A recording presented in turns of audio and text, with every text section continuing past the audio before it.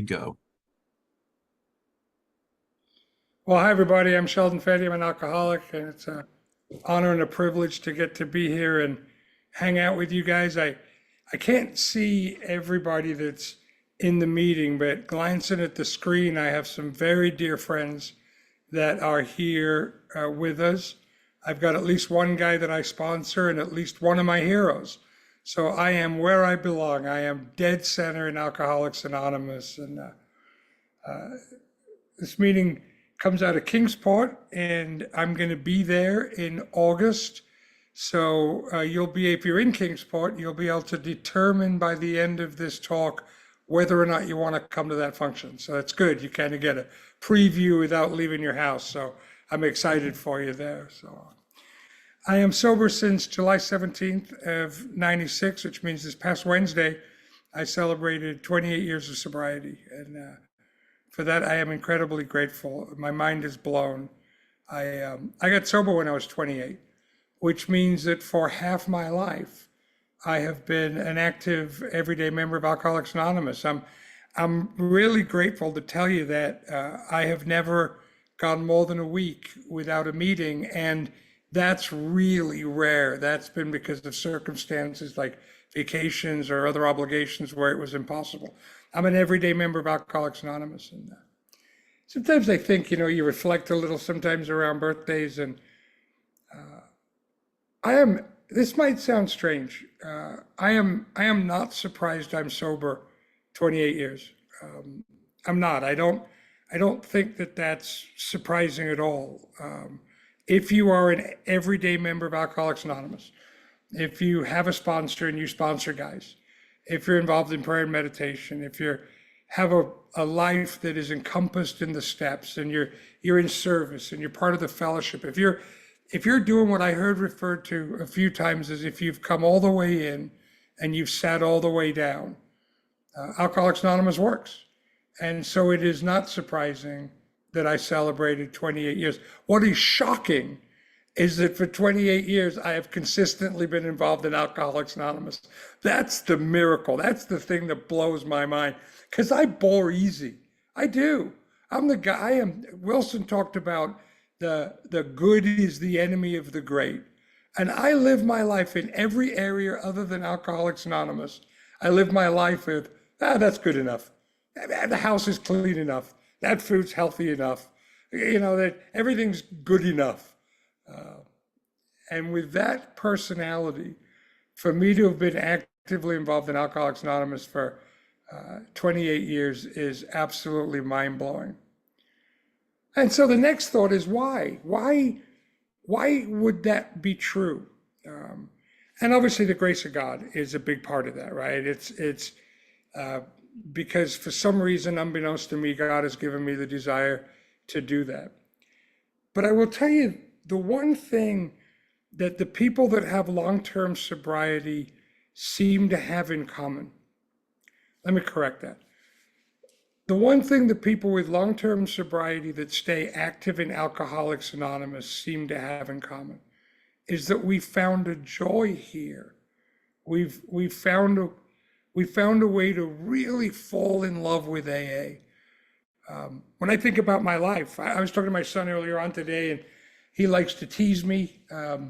He says, "What are you doing today?" I said, "Well, I got this a guy that I sponsor coming over at noon, and we did some step work, and then I've got this meeting with you guys, and then I'm going to dinner with another guy I sponsor tonight." And before he could say it, because he likes to, I said it. I go, "Yeah, that's right. I'm living like Mr. AA." And he starts laughing. He goes, "Dad, you make it look really attractive. You got tons of friends. You're traveling all the time. You're busy. The people that come around are laughing and joking. I mean, you make it look like fun." And it is fun. And I do love it. And so as I'm saying this now, I'm thinking to myself, what makes it fun? And what rings in my head is that thing in the big book where it talks about step 12, the joy of living step. The thing that has kept me centered in Alcoholics Anonymous is sponsoring people. And the thing that has allowed me to sponsor people is that I've actively participated in the rest of the steps. That it's what my first sponsor used to call a rapacious creditor. The more I give to AA, the more I owe. So I keep giving to AA because I owe. And the more I give, the more I owe. And I am in the most blissful trap that there is on the planet.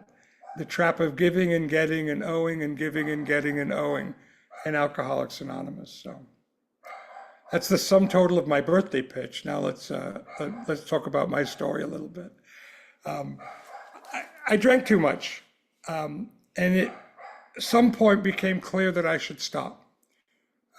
It became clear to the people around me I should stop before it became clear to me, but it became clear to me.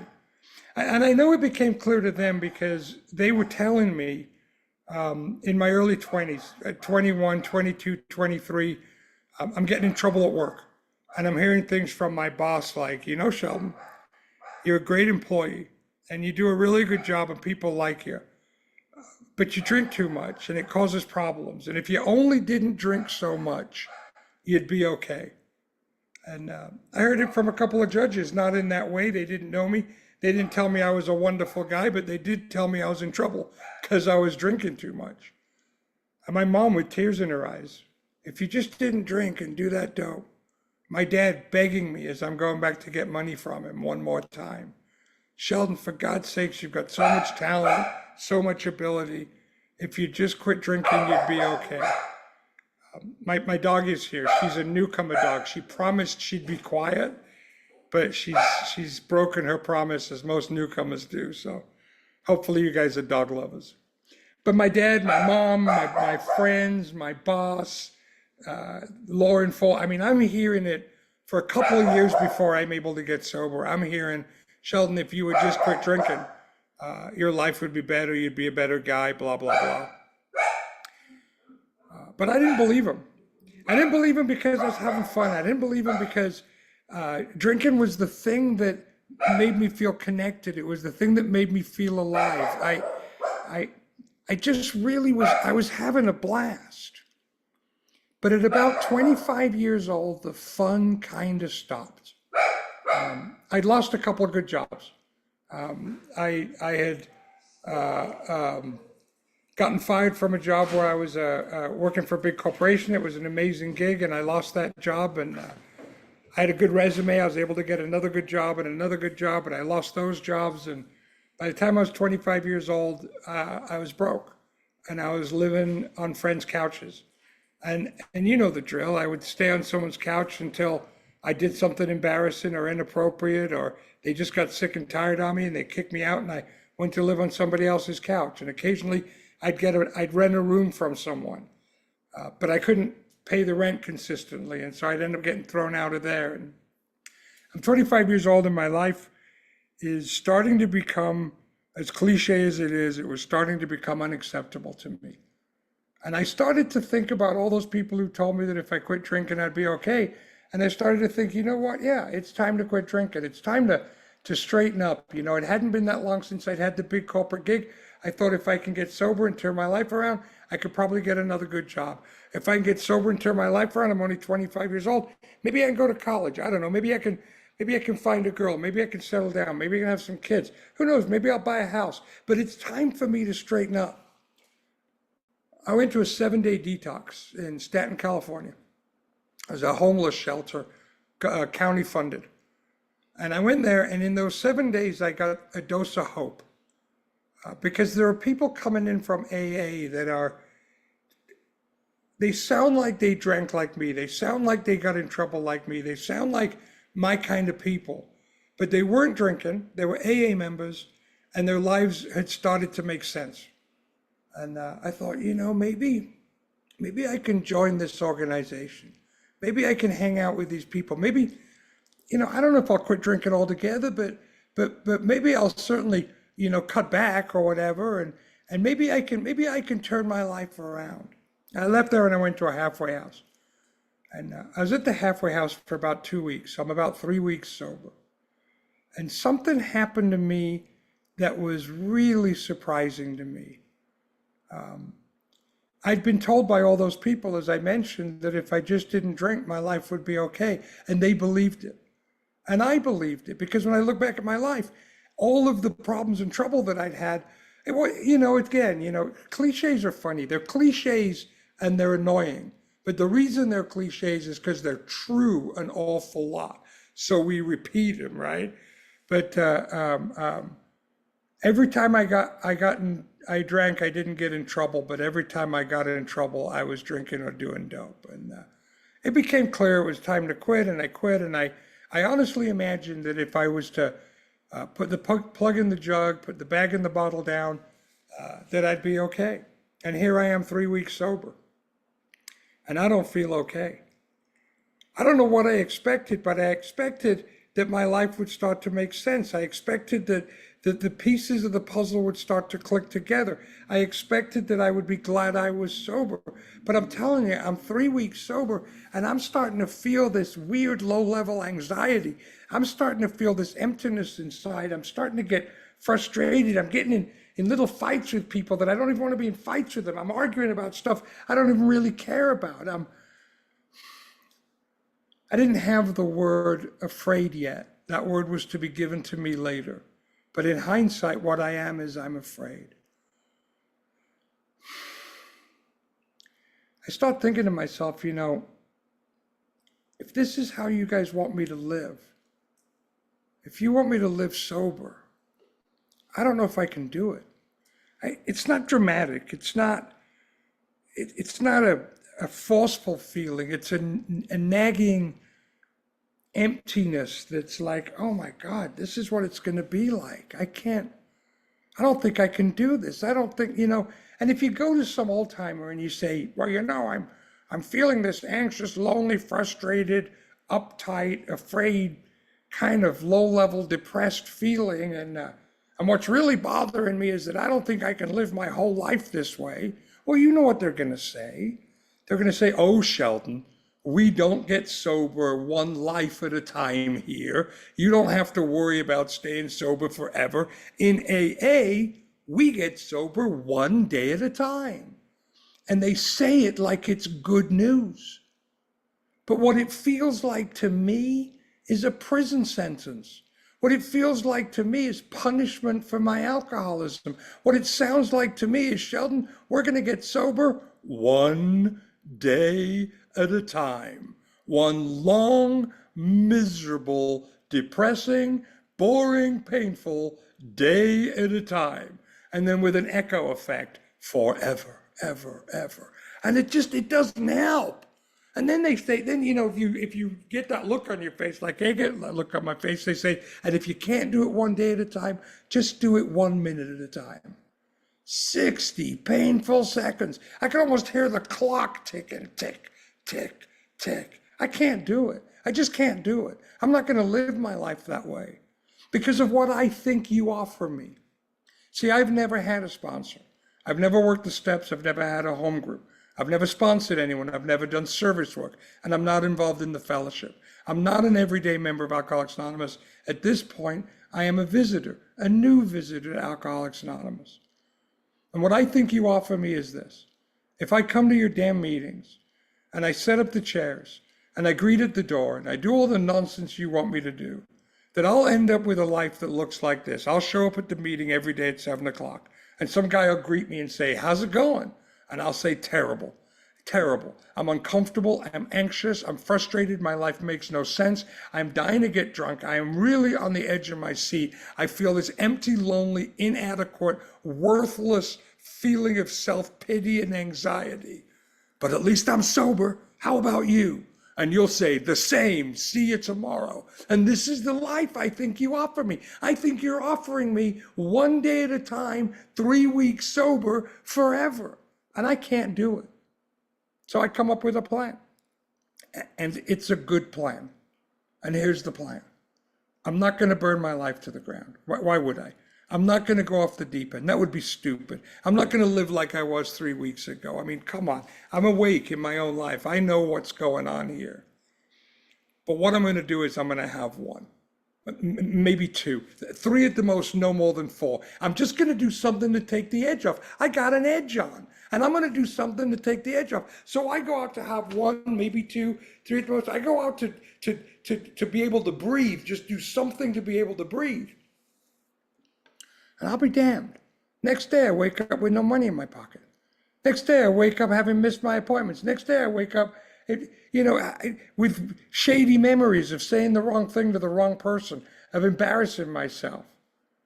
Sometimes I wake up with pee in my pants and blood on my shirt. But I wake up. I don't understand. I don't understand. I didn't go out to do that. So, you go back to the crotch of the old timer at the meeting and you say to him, okay, look, I'm going to be honest with you. Here's what I did. Here's why I did it. And I went and had a couple of drinks just to take the edge off. But I don't understand what happened. And then they confuse me a second time. They go, well, what you have, young man, is you have a phenomenon of craving. Well, I'm a smart guy, but that's too many syllables. And I really have no idea what that means. Now, it turns out what it means is a craving that nobody understands. So it's okay that I don't understand. But then they say this thing that stops me in my tracks, that if I'm totally transparent, I don't get. It doesn't feel right to me. They say, Sheldon, the phenomenon of craving means that you will drink against your will. And I can't place it because it seems to me like every drink I ever took was my idea. Every piece of dope I ever did was my idea. Nobody forced me to do nothing. It turns out what the phenomenon of craving looks like in my life, and this is just my life, and if you don't relate, it's okay. But in my life, here's what it looks like. I go out to have one, maybe two, three at the most, no more than four. And somewhere between 1 and 4, I change my mind. In light of everything, in light of the trouble I've caused, the mess I've made, the warrant out for my arrest, the threat from my boss, the fact that if I spend this money, I'll have nowhere to sleep. My parents are mad at me. She's gone. It doesn't matter. It doesn't matter. I think it will be a good idea to have number 5, 6, and so on and so forth. And I find myself in a trap I can't spring. I'm stuck. And I don't know what to do. And for the next 3 years, I went in and out of Alcoholics Anonymous. For the next 3 years, I never left. I always showed up. Maybe I'd be gone for a couple, 3 weeks if the runner was more successful than others. Oftentimes, it was 3 or 4 days. Perpetual newcomer. Coming back into Alcoholics Anonymous. Having people with good intentions say to me things like, have you had enough, kid? Huh? Never is the answer to that question. No, I've never had enough. Funny you should ask. Are you done yet? Am I done what exactly? I mean, if you're trying to ask me if I want a different life, that was 3 years ago. But I don't know how to be done. Because see, step 1 is real. I'm powerless over alcohol. My life's unmanageable. I've lost the power of choice in drink. There's nothing that I can do that will allow me long term to set it down. I am broken. So no, I'm not done, and no, I haven't had enough, and I don't know what to do, and I'm stuck. And I get sober to get drunk, and I get drunk to get sober, to get sober to get drunk, and I'm on a merry-go-round, in and out of the rooms of Alcoholics Anonymous, wishing this would stop, starting to hope to die, starting to lay in bed in the morning when I come to again, mad because I didn't die in my sleep, putting bigger and bigger rocks in the pipe, hoping my heart would stop. Wishing that it would end. Too big of a coward to kill myself. And I don't know what to do. July 17th of 1996. The day I woke up, the 16th was my last drink, the 17th was the day I woke up, and I did what I always do. I went to a meeting of Alcoholics Anonymous. It's where I go. At least they're nice to you there, mostly. They might give you a cigarette and buy you a hamburger. I mean, it's just a place for me to go to rest between drunks. I wasn't in the most trouble. It wasn't the most traumatic time. I actually had an apartment. A buddy of mine and I had gotten an apartment. I had a car. I had a job. It was one of the upswings in my life. It wasn't dramatically the worst. I showed up at an AA club and I just sat in the back and someone would share something that touched me and I would cry. Otherwise, I would have my arms folded and I'd be thinking, you're all stupid and this isn't going to work. And I'm going to drink again. I don't know when, not today. Right now, I'm going to rest and hold on to my seat, but this ain't going to work. And that's how I showed up at Alcoholics Anonymous. And then the man that was to be my first sponsor showed up, the man that was to save my life. And he was not there trying to save lives. Funnily enough, he was there that day to meet a girl that he was trying to take to lunch. That's why he was at that noon meeting he didn't normally go to. And he shared. What he said blew my mind. I'm sure someone else had said it. I mean, there's nothing new in AA. Some of us say the same stuff you say prettier than you say it, but it's all the same crap.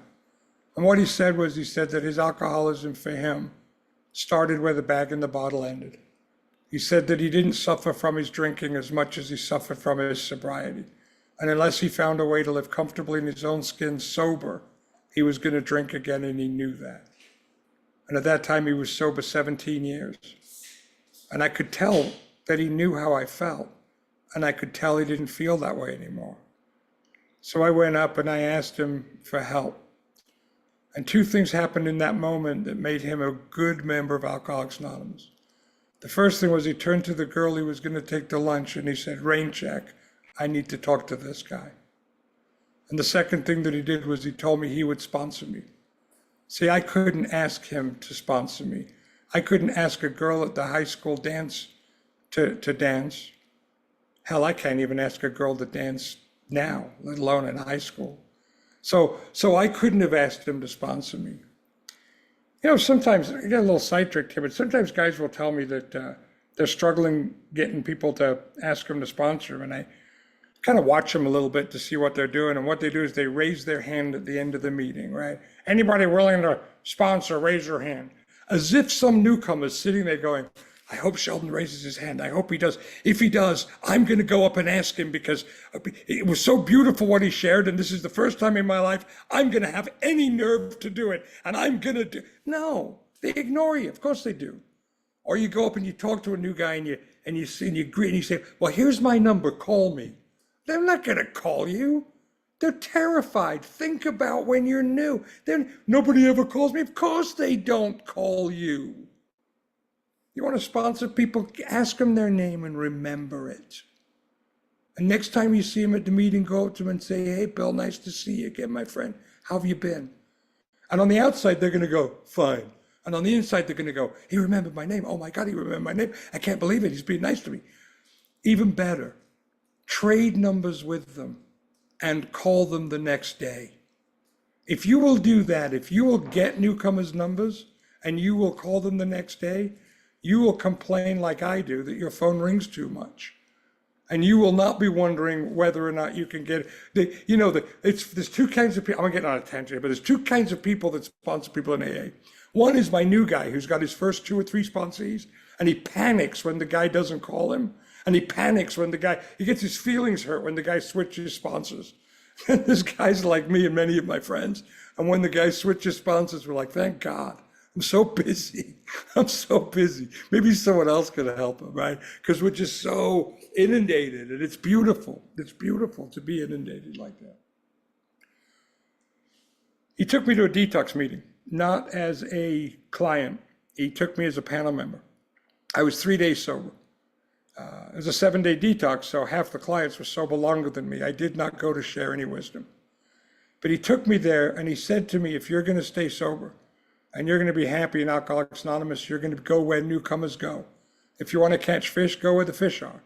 You need to go to treatment centers, halfway houses, detoxes, jails, prisons. You need to go to anywhere where newcomers show up. Maybe in your town, it's just the 12-step hall, and that's where the new people go, but not so much anymore. That's when I got sober. Now everybody's got a detox or a treatment center, somewhere they're going, or a jail. And he told me if I wanted to have a good sober life, I would be involved in that work, and gratefully I have been for over 28 years. And the next thing he did was he took me to a big book study at his house. And he told me that if I was going to be a good active member of Alcoholics Anonymous with a happy life and feel free, that I was going to have to be involved in studying our literature, to a point where I followed the directions in it, and then I understood it well enough to be able to share those directions with somebody else. And he explained to me about the recovery side of our triangle. So he showed me the service side, and he showed me the recovery side. And because he showed me and he took me with him and with his friends and the other members of AA going, at the same time he showed me the fellowship side. And he gave me all three sides of the triangle. You know, not so much anymore, thankfully, but not so many years ago in AA, you'd hear people talking about the fellowship like it was our stepsister, and that steps, that's the important side of the triangle. Service work, that's the important side of the triangle.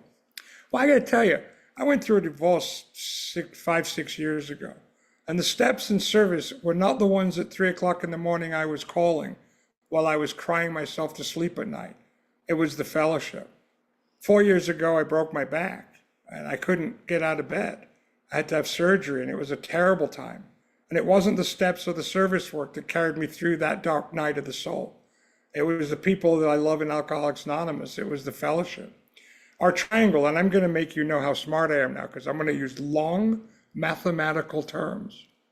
Our triangle is equilateral, which means all three sides of the triangle are an equal length.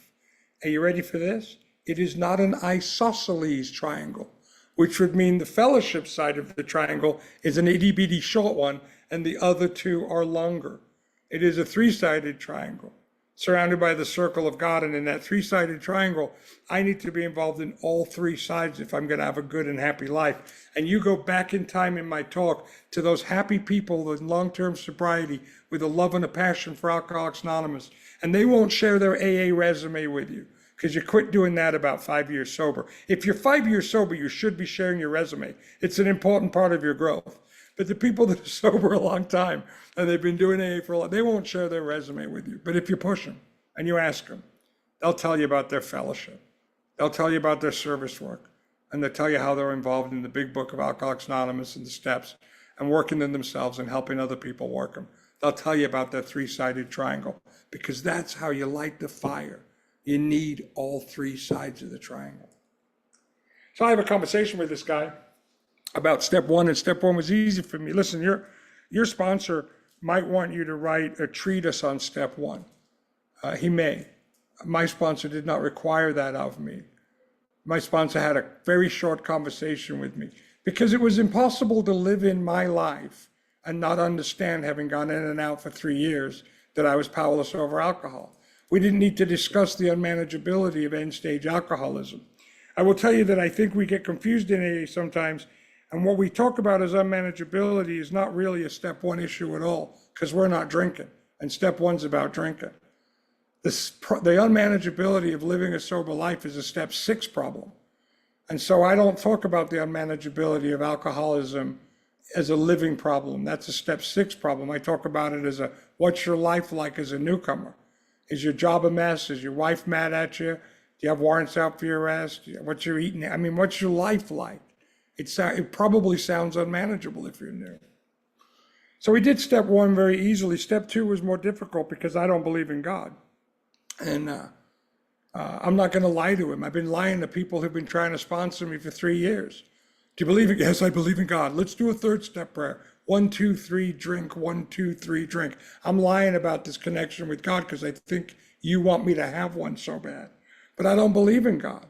I really don't. I was raised a Jew, and I'm an atheist Jew. I don't believe in Judaism. The only thing I learned about religion in studying Judaism is that I could never be a Christian. Because you guys, the rabbis are crazy. You guys are crazier. I mean, seriously, the whole thing's, I mean, I just can't do it. It's not for me. So I can't do step 2 and I can't do step 3 and I'm stuck. And I'm just like the guy out of the big book where my face, rises and I smile when you tell me about the barbecues and the women and the meetings and the fun. And then when you mention God, I just shut down. I can't do that. And he said a funny thing to me. He said, Sheldon, we're going to do step 2 and step 3. And you don't have to believe in God to do either of them.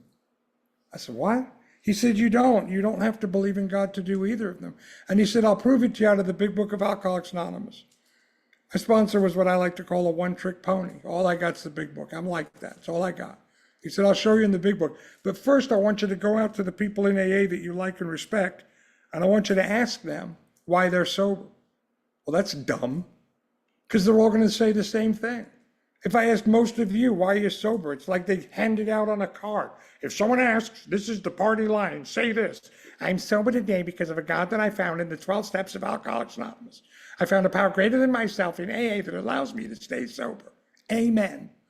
Now, I don't mean to goof on that, because if you ask me why I'm sober, I will tell you it's because of a power greater than myself that I found in the 12 steps of Alcoholics Anonymous. And thanks to AA, I found a connection with God. But then it was bad news. Then it was like, are you kidding me? I go back to him, I go, you're trying to kill me, aren't you? I just told you I can't believe in God. You told me to go talk to people. They said God's the answer. He said to me, Sheldon, if you could find, if God's the answer, if that's really the answer, if you could find God in step 2 or step 3, why would you do step 4? It sucks. It really does. Go to a meeting and say, just for fun, even if it's a lie, just for entertainment. And they ask for a topic, say, I'm about to do my 4th step. Is there any advice? You'll get so much nonsense. You'll get guys saying they're going to do it out of the 12 and 12. You'll get guys with worksheets and step books. You'll get guys with Hazelton guys. You'll get guys I'll tell you all kinds. Then you get the big book guys. I'm a big book guy. You'll get guys that'll tell you there's 4 columns in resentments. You'll get other guys that'll tell you there's 5 columns in resentments. I happen to know there are 6. I happen to know for a fact. So the big book people can't even agree. Step 4 is incredibly confusing, and if you do it wrong, you're going to die. Who wants to do that, for crying out loud, if you can find God in 2 or 3? Step 5 is embarrassing. 6 and 7, nobody understands 6 and 7. There's only 1 paragraph on each step in the big book, for God's sakes. They're the flyover steps. They don't mean nothing. 8 and 9 are very expensive. 10 and 11 are so confusing that half the people think they're doing step 10 when they're really doing step 11. And 12? Well, if the pandemic taught us anything, it's that Netflix has a lot of great content. I don't want to do that. So if I could find God in step 2 or 3, why would I do the rest of the steps? The big book says in step 12, having had a spiritual awakening as a result of these steps, not as a result of the first 2, or the first 3, but as a result of all of these steps. On page 47 is the working part of the 2nd step. A lot of beautiful writing on step 2 in the big book and in the 12 and 12, but the actual test where you take step 2 is on page 47, and it says something like this. We had to ask the new member one simple question. Do you now believe, or are you even willing to believe in a power greater than yourself? And my sponsor started to read that to me, and he said, Sheldon, I'm going to do step 2 with you, and it says here, do you now believe? And I said, no, I don't believe. Stop it. I'm not going to lie to you. No, I don't believe. He said, Sheldon, it's a comma. Can we read the rest of the sentence? Do you now believe? No. Okay, or. See, or means you don't have to believe. That's the definition of the word or. Do you now believe? No. Or. Option 2, because you don't believe. Or. Are you even willing to believe that maybe, just maybe, there might be a power, that perhaps you could be wrong about this? And with me, we are going to go on the world's largest snipe hunt. We're going to go see if we can find your invisible friend. And if we find him, you'll be able to go, yeah, you know what, I believe in God now. And if we don't, they're still serving beer at the bar. I mean, are you willing to come on the journey and look? That's all we're asking you to do. Be willing and open-minded enough to say, you know what, I don't think so. Probably not. Gun to my head, no. But I'm willing to look. As soon as a man can say, yes, he does believe, or is willing to believe, we emphatically ensure him he's on his way. Step 2, done. In the bag. It's over. In fact, if you're new and you're struggling on step 2, we just did it together. Unless your sponsor disagrees, because he or she are your sponsor, and I am the entertainment at the Saturday evening meeting, and I will not be at your home group tomorrow night. So your sponsor is always right, but that's just my way of looking at it. Now what? Say the prayer. Say the goddamn, oh, you want me to turn my will and my life over to the care God I don't believe in? Yes. Won't that make me a hypocrite? Yes. Sheldon, you have a lot of problems. Hypocrite might be one of them, but you have others that are going to kill you. So here's what I want you to do. I want you to act as if there's a God, even though you don't believe in one. And periodically, we're going to look back on your life and see if it's gotten any better. And if it is, we're going to say, hey, not definitely, but possibly that might be proof that God exists. And if it gets worse, they're still selling beer at the bar. But let's just act like a guy, take the actions of a man that believes in God. Now what? Write the list. Write the list. It keeps you awake at night anyway. There's no new information. Write the list. Share the list. Share the list. 6 and 7, 6 and 7 are wonderful. You get done with your fifth step, you struggle on 1, 2, 3, 4 for weeks and weeks and weeks, some people months and years. You show up at your sponsor's house on step 5, you share step 5. By the time you go to bed that night, you're on step 8 and 9. It's fabulous. This is the fast part of the part. Now we're getting somewhere, right? 8 and 9, 10 and 11, 12. A journey. A journey where individually, privately, separately, by ourselves, we go looking for a spiritual experience that belongs only to us. But we do it together, hand in hand, walking side by side, shoulder to shoulder, together, never alone, looking for our private, personal experience with God. I made a joke that nobody understands 6 and 7. I mentioned the one paragraph on 6 and then the prayer on 7, and that's all you get. I heard somebody say in a meeting once, I wonder why Bill only wrote 2 paragraphs on the book, and somebody joked, well, because, there was only 10 steps and he wanted the holy number at 12, so he padded them. I don't think so. I think the reason that there's only 2 paragraphs on step 6 and 7 in the big book is because the entire big book is about 6 and 7. That's the only thing we have here, is the journey of a way for me to find a way to put down the things that block me from God, and then try to turn my will and my life over to Him. Step 3 is a decision. There's no action in 3. 6 and 7 is where we actually try to live a life that is God-centered. Step 1, I admit that on my own I am worthless. Step 2, I start to look for God. I start to decide to have a 6 and 7 experience. Step 3, I make a decision to try and have a 6 and 7 experience. 4 and 5, I take a look at the things that have happened in my life without 6 and 7. 8 and 9, I try to clear away the mess I made not living in 6 and 7. 10 and 11, I'm constantly checking and reviewing to make sure I'm living in 6 and 7. Step 12, as the poet says, I'm trying to help a man put his hand on the latch that only his touch will open, so he can find his own 6 and 7 experience. It is all we have here, is this journey inward for me to be able to find a way to connect with this power, to connect with you. And when I talk about God, I always hesitate a little, only because this is such a private experience. I don't have an organized religion, and I don't believe like most people believe. And I share this with you because I'm not the only person in the meeting like that. And I want you all to have permission to have your own experience. Not that I can give you permission. Who am I to give permission? But I want to give you my experience, so maybe you can line it up with your experience. I am a quasi-pagan, atheist Jew with Buddhist tendencies that's fascinated by quantum physics. And that basically sums up my spiritual experience. So I don't know. I'm a seeker. I'm trying to connect.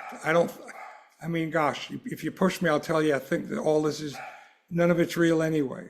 We're all just one thing having multiple experiences.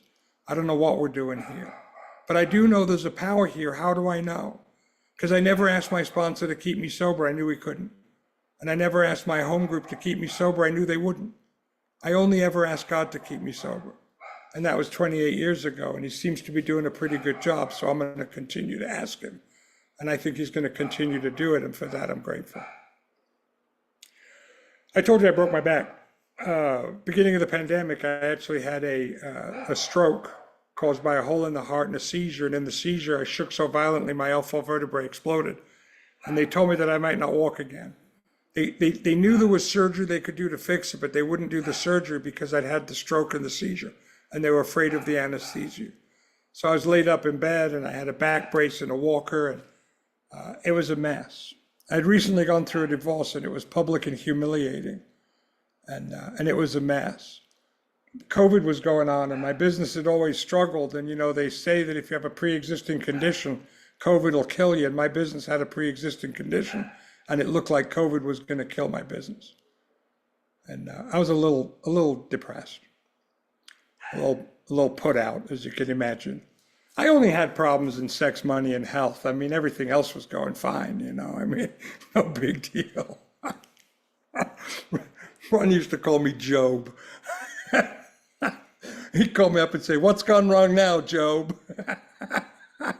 It was an interesting time, an interesting few years. I'm laying in bed and I go into prayer and meditation. And, 4 or 5 times in my life, maybe this has happened. It's not a regular spiritual experience for me. It happens occasionally. I have many little spiritual experiences as I go along, but this particular time was impactful. Honestly, I felt this warmth crawl up my legs and over my body, and I felt calm. I can tell you now that I can see the color. It was the color of indigo. It was magical. And I felt at peace. And the feeling lasted about 2 or 3 minutes in itself. But the peace and the feeling of knowing everything was going to be okay lasted much longer. And I was talking to a guy sponsor, and he's kind of one of those guys that pushes you, and he was pushing me for an explanation of what I was talking about. And this is the only thing I could come up with. When I was new, a guy asked me what I wanted out of AA. And I got irritated. I couldn't answer him. I actually burst into tears because I didn't know what to say. But had I known what to say, this is what I would have said. I want to know that AA works. I want to know that AA works. And what that means is I won't drink again and I'll have a relatively comfortable life. I don't mean financially, I mean emotionally, spiritually. I'll be okay with no matter what happens. I'll be able to breathe in this world, not feeling anxious, uptight, alone, frightened, and frustrated. That I won't feel that anxious apartness, the 12 and 12 calls it, of abstinence. That AA works, that I'll be okay. I want to be okay. And for that to be true, God's going to have to be real. God's going to have to be real. What do I want? I want to know AA works. And I want to know God is real.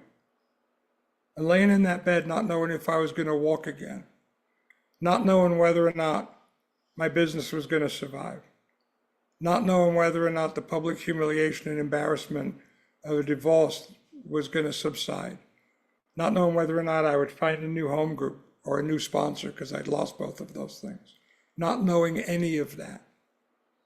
I knew this. I knew that AA worked, and I knew that God was real. I knew that AA worked and God was real. And I knew I didn't just know it in that moment. I knew I'd known it. I knew that my wife and I, or ex-wife and I, have one son. We saw 4 heartbeats. That's 3 very bad days. And on those bad days, I knew that AA worked and God was real. My dad died. I knew that AA worked and God was real. I had other business problems. AA worked and God was real. Difficulties, struggles, tough times in my marriage. I knew I knew that I had known for a long time that AA works and God is real. If I have one message, if you gave me 30 seconds, I could have told you everything you need to know from my perspective. Not that listen, I'm one of those guys that is invited to talk a lot. And I want you to know that I know. I am not invited to talk a lot because I have deep understanding of the 12 steps of Alcoholics Anonymous, or a great communion and communication with God, and that I can bring to you magical and mystical information. I'm just a communicator. I'm a storyteller. I have a gift, and my gift is the ability to string words together and make them sound pretty.